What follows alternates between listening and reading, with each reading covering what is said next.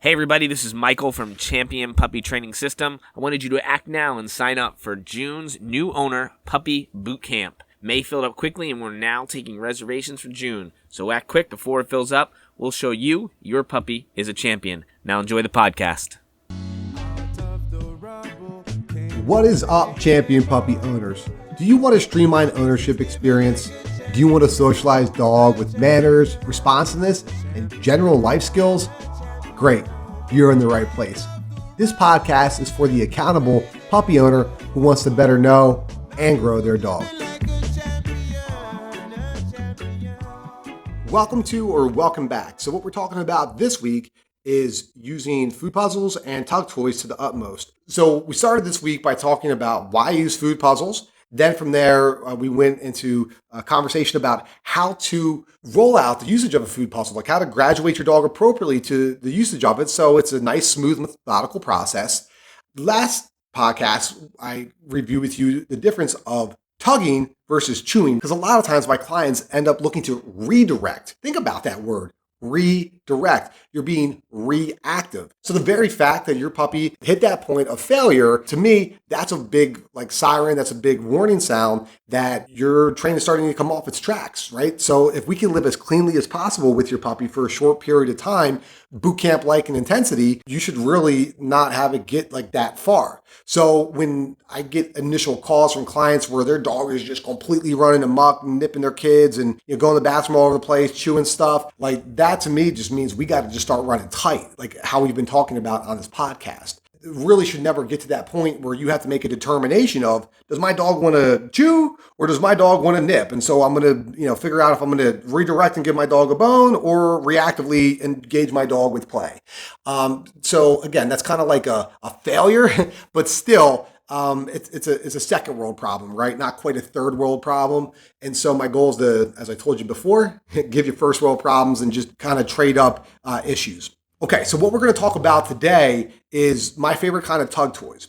When you have a little bitty puppy that you're bringing home, I initially like to roll out tug on a little plush toy, like the ones in the clearance bin that are typically long, anywhere from like 12, 18 inches, 16 inches being like my go-to length. Because even big dogs, when they're puppies, a lot of times you got to bend over and play with your puppy. So the reason why I typically don't like to go like shins on the ground and just kind of sit on the ground and play with my puppy is because I like to be always moving backwards. I like for my games to be dynamic. I want to have that motion and that movement to be able to get longer, more intense, sustained tug sessions from my dog.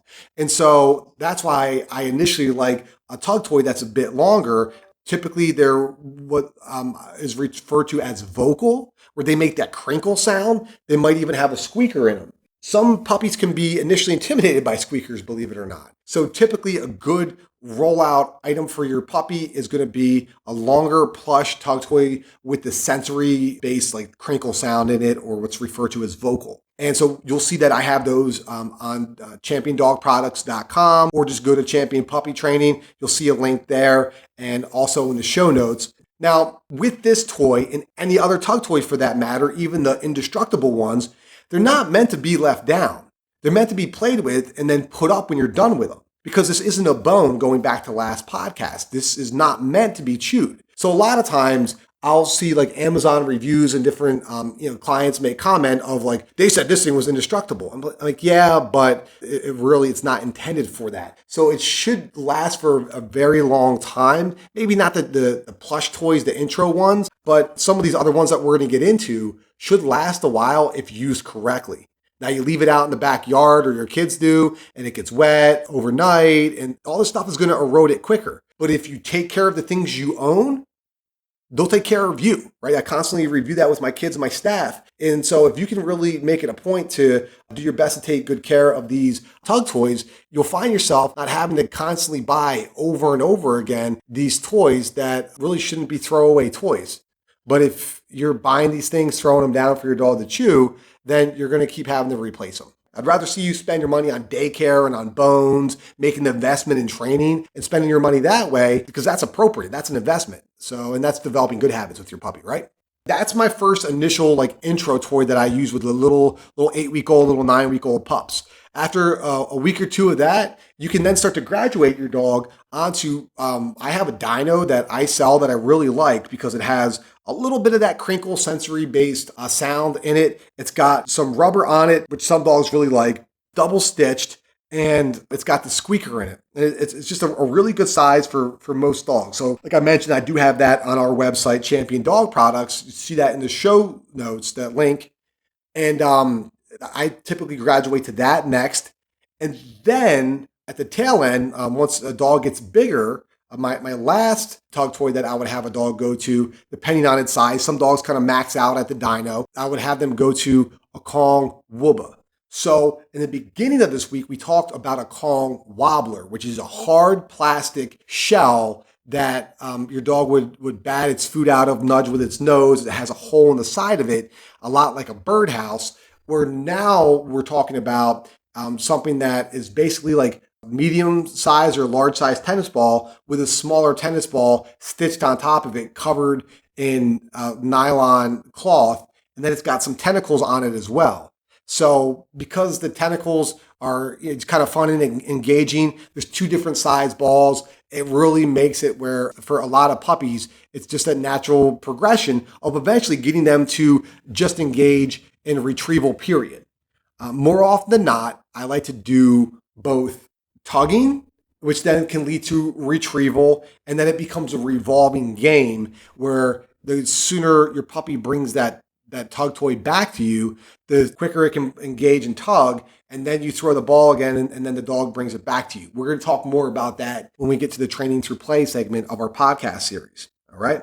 So just remember, I have 3 main tug toys that I like to graduate a dog, starting with one, going to be that plush toy, that longer plush toy with that sensory based. Then from there, to the dyno that's going to have some rubber on it. It's going to have the squeaker. It's going to be have a little bit of that crinkle sound to it.